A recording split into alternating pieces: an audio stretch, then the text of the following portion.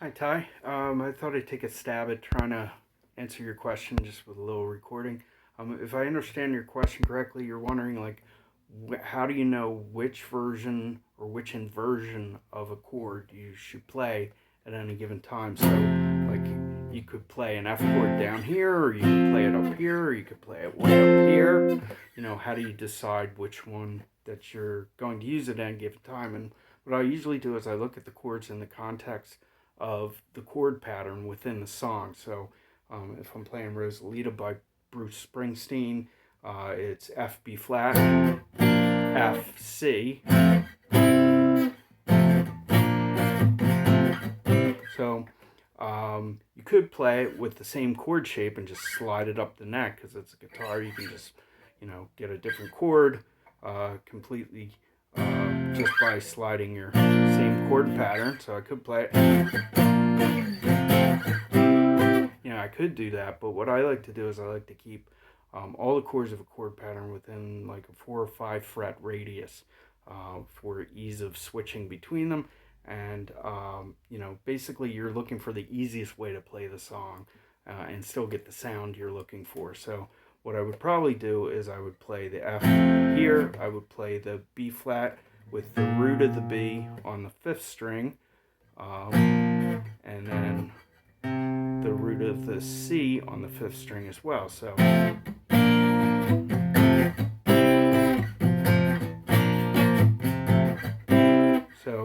that's if I was going to start with the F down here, that's how I would play, how I would choose the other chords. If I'm starting up here with the F with the F on the A string here, I would probably switch to the B flat here and the C here because the proximity, trying to stay within 5 frets.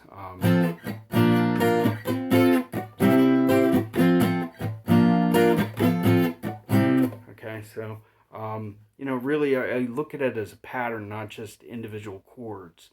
I kind of look at the whole of the song and try to keep the chords in the same area. Now, on an acoustic, I tend to approach things a little different than I do on electric. With acoustic, I like to keep open strings as much as I can. So an open string, by that I mean, like in open string is, if you're playing your C with the open G and E, or you're playing the G chord, D chord, all those chords in open position or first position.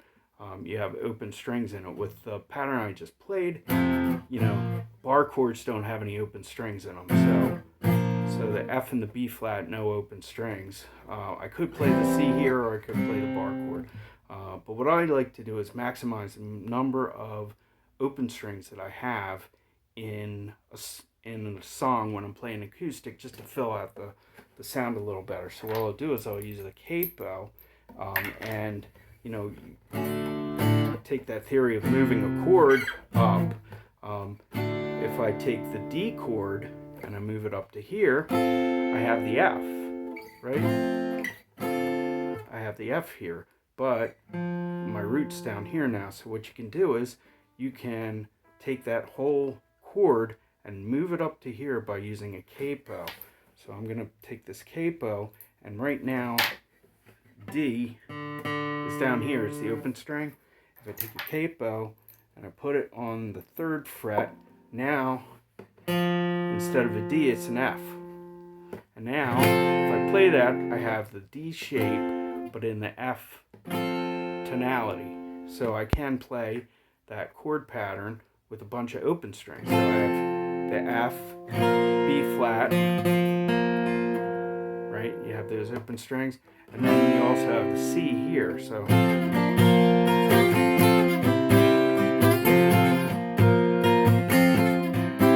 I would probably, if I was doing this on acoustic, I would probably play it like that rather than with the bar chords. If I'm playing in a band, and I know there's a bass player and a piano player, and I don't want to step on them, I'm not going to play in big power chords. I'm probably going to play something a little more melodic, like I might just play 3 or 4 note chords, like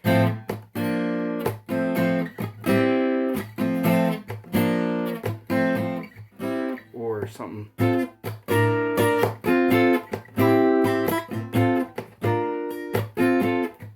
But again, it's trying to stay within, like, looking at the pattern overall and trying to keep it within like a 5 fret radius. And that's how I do it.